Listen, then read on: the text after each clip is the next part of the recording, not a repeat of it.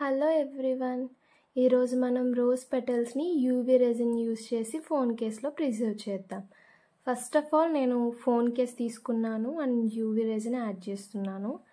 UV resin ఎందుకు, epoxy resin ఎందుకు తీసుకోలేదు అంటే ఇక్కడ మనకి ఎపాక్సీ రెజిన్ కంటే యూవీ రెజిన్ అనేది చాలా ఫాస్ట్గా డ్రై అయిపోతుంది.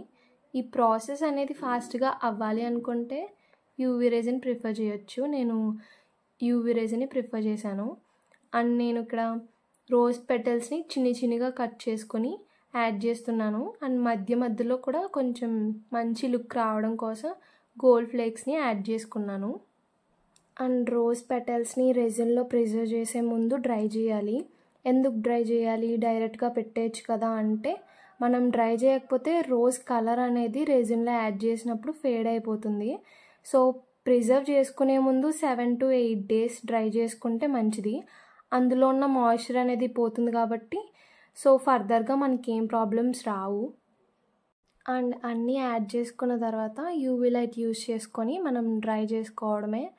అండ్ ఫైనల్గా లుక్ అయితే ఇలా వచ్చింది. మీకు ఎలా అనిపించిందో కామెంట్ చేయండి and subscribe for more videos. Thank you.